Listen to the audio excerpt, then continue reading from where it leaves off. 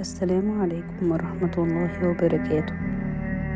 ريح قلبك شوية، كل حاجة مكتوبة، وكل تأخير وكل وجع وراه حكمة، حتى لو مش باينة دلوقتي.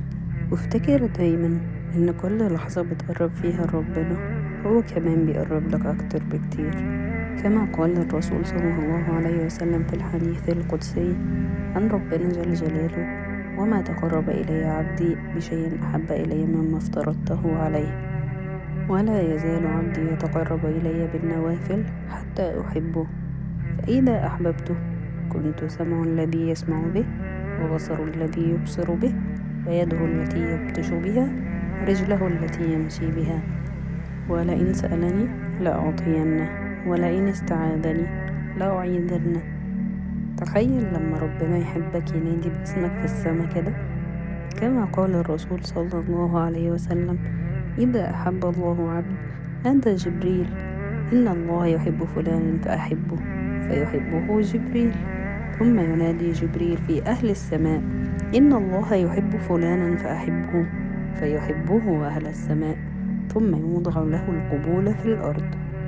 متخيل إن ربنا يحبك فيحبك أهل السماء، يلقي لك القبول في الأرض، وكمان هيكون سمعك وبصرك وإيدك ورجلك، ويستجيب لك لو ناديته، ويحميك لو استعاذت بيه، ويتولى أمرك كله بس عشانك، وعشان اخترت ترجع له وتحبه وتجاهد عشان تبقى قريب منه.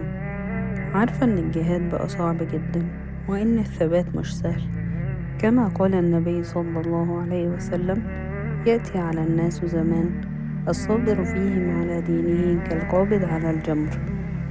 بس في عز الصعوبات دي كلها ربنا شايف نيتك وسامع ضعفك، وبيعدلك حاجات كتير وعوض كبير، حاجة على قد صبرك تستهلك وتطمن قلبك وسط كل ده. فما تخليش التعب يعطلك ولا الخوف يكسرك. أنا هنا في لحظة طمأنينة عشان أفكرك قربك من ربنا هو السند الحقيقي. بلاش تفتكر إن البعد راحة، أو إنك ما تستاهلش القرب. كلنا بنقع، وكلنا لازم نقوم ونرجع. خليها صفحة جديدة بينك وبين ربنا. لو الكلام ده طمنك ابعته لحد ممكن يكون محتاج يسمعه، ويمكن انت تكون سبب في طمأنينة قلبه وتاخد الأجر.